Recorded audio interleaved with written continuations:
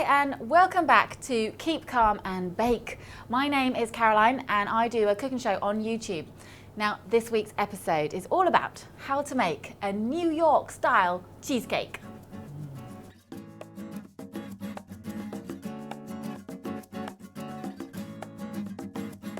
First step is to make the base, and this is really easy. I've got some digestive biscuits here and I'm going to pop them into my food processor, basically to break them down into fine breadcrumbs. So just crumble them in. Now if you don't have a food processor, you can just bash them a lot with a rolling pin. That'll work. And we'll list all the ingredients in the description box for you, because we're nice. Now let's blitz these until they form fine breadcrumbs. Ooh, you don't want to have any big lumps in there, because when you set the base, it won't won't set properly. And when you go to cut it, so if you see big chunks like that, just kind of either break them up with your fingers or eat them. Add your biscuit crumbs into a bowl.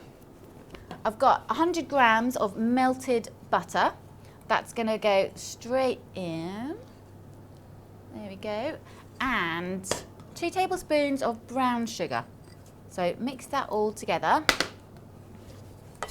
And this is your base, which is nice and easy. So as you can see, as you're mixing, take out any big lumps. You don't want those. And all the butter is going to coat those biscuit crumbs. Pour the biscuits into a springform tin. So there I've got my springform tin. And the reason you want a springform tin is that later when we get the cheesecake out, once it's cooked, we just basically ping off the sides and lift it out, so it's a lot easier to get out.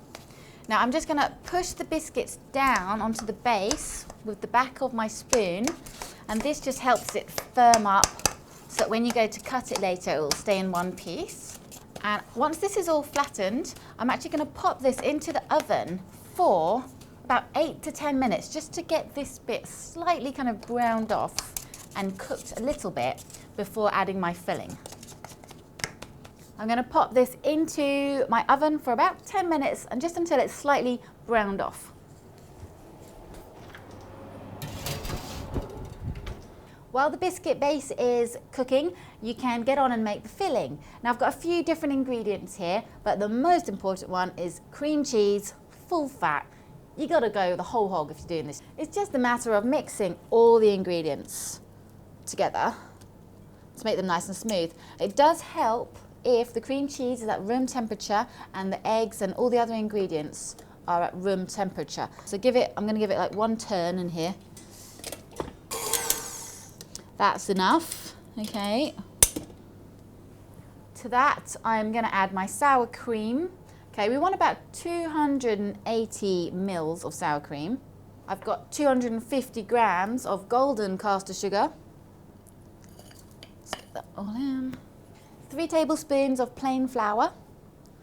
Shake that in. All right. I'm going to give this a stir together. Now I'm going to add my eggs. So I've got 3 large eggs and 1 egg yolk. And also, while it's still going, I'm going to add my vanilla. So that's about 1.5 teaspoons. And the nicer the vanilla extract you can get, the better it will taste. Smells good.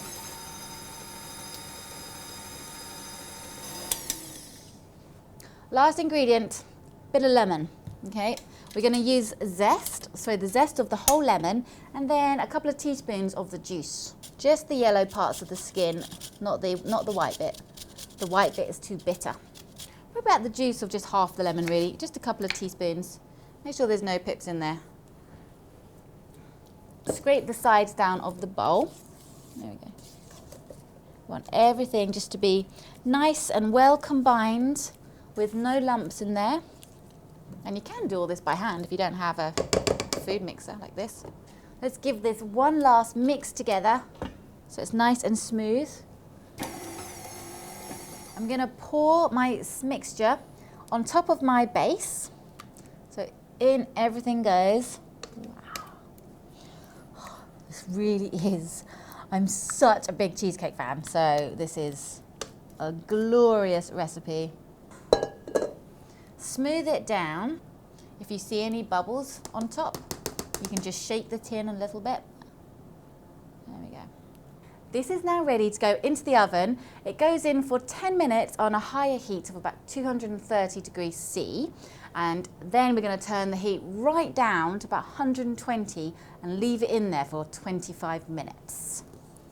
It's now ready to go in the oven. Once the cheesecake is finished cooking, I turn the oven temperature off. I like to open the door with a little gap, and then I leave it in there to cool down. Once it's cooled, you then pop it in the fridge overnight. And this is one I made earlier. Now I'm just going to finish this so it's nice and cold and chilled. I'm going to finish this by topping it with sour cream. So I've got 140 mils I'm going to put into a bowl, half the tub, there we go. And I'm going to add about a good tablespoon of sugar to this. Yeah. And a squeeze of lemon juice. Again, a couple of teaspoons, I'd say about half this. Now, if you like what you're seeing, then don't forget to hit subscribe so we can get these recipes sent straight to your inbox. And also, if you like cooking in general, you can click over to my YouTube cooking channel for plenty more recipes.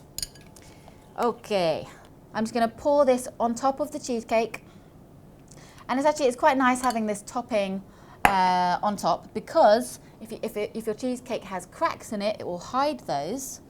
Smooth that all around.